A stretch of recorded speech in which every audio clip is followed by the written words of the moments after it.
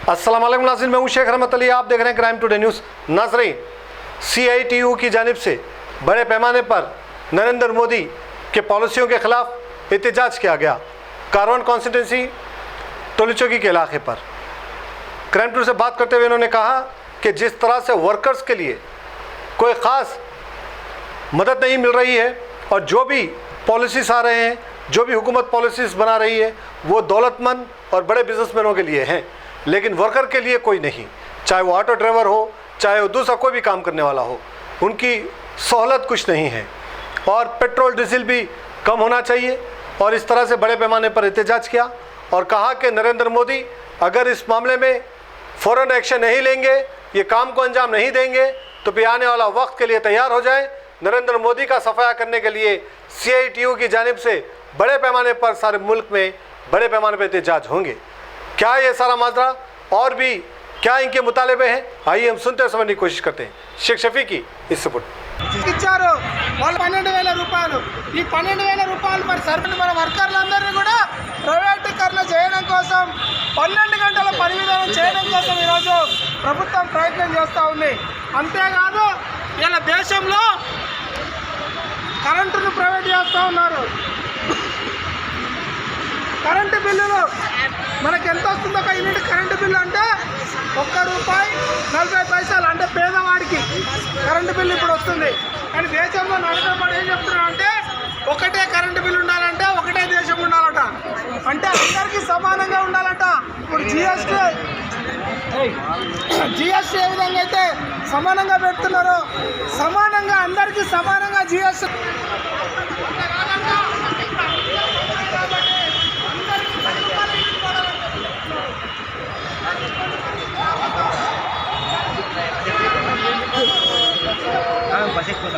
जैसे पापा से किस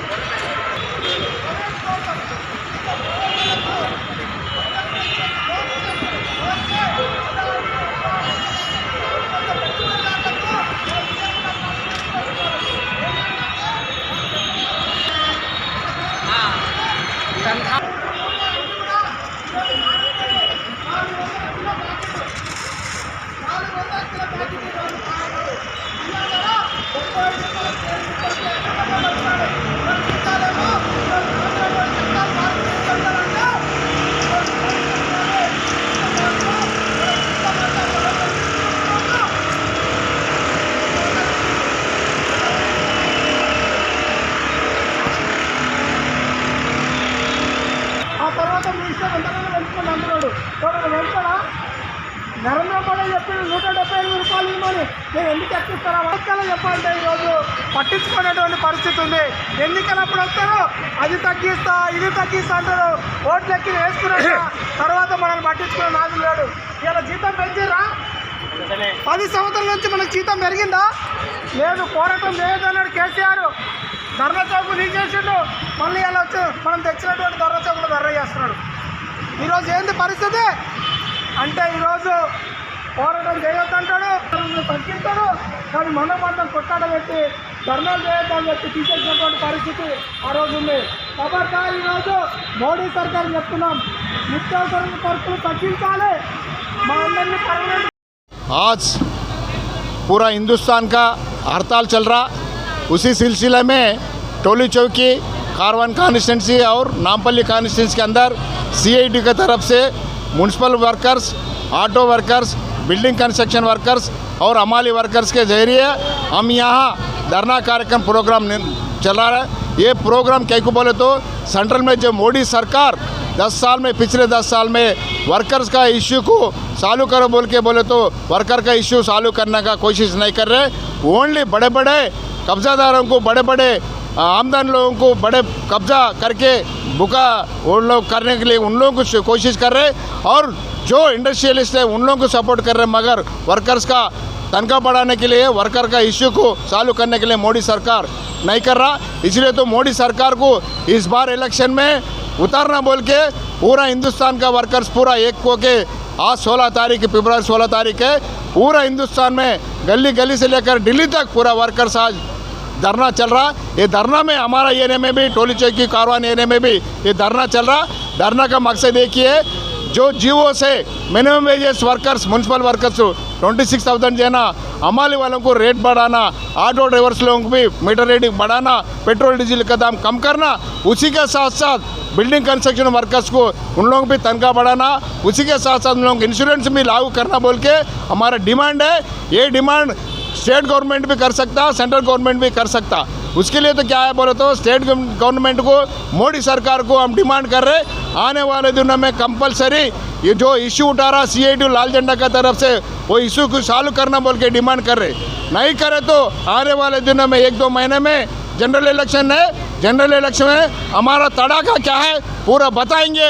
वोट हमारा कम्युनिस्ट पार्टियों को, हमारा जो सपोर्ट करेंगे वो पार्टी को वोट डाल के उन लोगों को हुकूमत में लाने के लिए कोशिश करेंगे।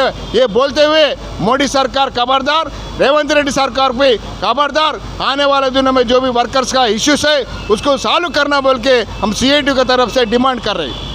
जी विठल, CITU హైదరాబాద్ సౌత్। ఈరోజు దేశవ్యాప్తంగా సమస్యల పరిష్కారం కోసం కార్మికులంతా కూడా బంద్ ప్రకటిస్తూ ఉన్నారు। దానికి తోడుగా రైతాంగం అంతా కూడా బంద్ నిర్వహిస్తూ ఉన్నారు।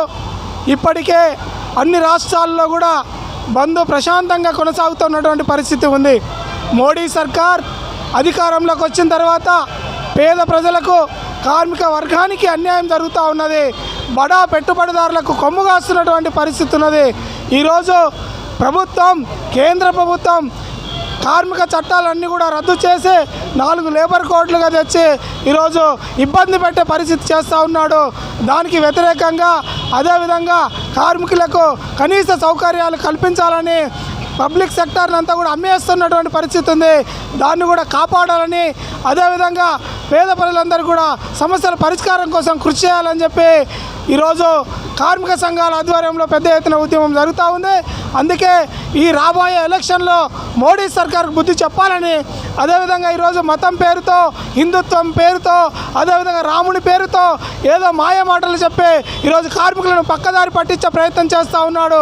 కాబట్టి అలాంటి పరిస్థితి కార్మిక వర్గం కూడా ఐక్యమవుతాం, రాబోయే కాలంలో మోడీ ప్రభుత్వానికి బుద్ధి చెప్తామని చెప్పి తెలియజేస్తూ ఈ యొక్క ధర్నాను పెద్ద ఎత్తున అదేవిధంగా ఇలా బంద్ను జయప్రదం చేస్తున్నామని చెప్పి తెలియజేస్తున్నాం। నా పేరు మల్లేష్, CITU హైదరాబాద్ కమిటీ। జిందాబాద్ CITU,